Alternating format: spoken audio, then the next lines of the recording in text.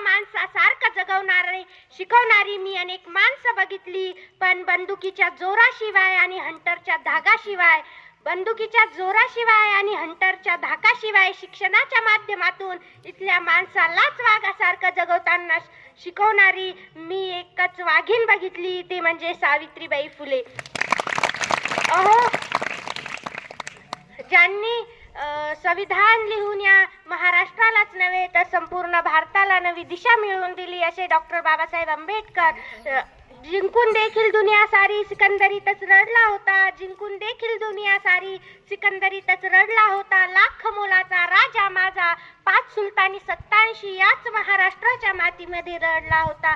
5 मोलाचा लाख मोलाचा राजा माझा, 5 सुलतानी 87 याच महाराष्ट्राच्या मातीमध्ये रडला होता. असे छत्रपती शिवाजी महाराज, संभाजी महाराज, ज्या माऊलीने डोक्यावरचा पदर कधी खाली येऊ दिला नाही, ज्या माऊलीच्या कंपाळावरचं कुंकू कधी खाली आलं नाही, ज्या माऊलीची बाही कधी मनगटापासून खाली आली नाही, ज्या माऊलीने शेतकऱ्यांच्या, कामगारांच्या मुलांना शिकवलं, अशा सावित्रीबाई फुले. महाराष्ट्र, महाराष्ट्र म्हणजे काय?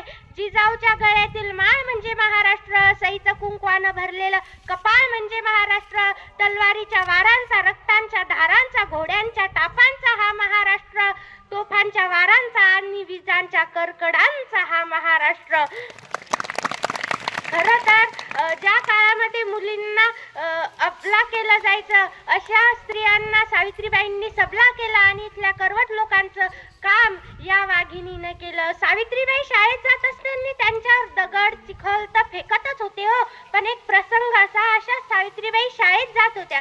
शाळेत जात असताना एक अचानक दांडगा गाडी समोर आला आणि सावित्रीबाईला म्हणाला, परत जर तू शाळेत जाशील तर याद राख. सावित्रीबाईंना काहीच सुचेना. सावित्रीबाई 2 पावलं मागं आल्या आणि सनकन त्या दांडग्याच्या कानाखाली वाजवून क्षणात शब्दच झाल्या.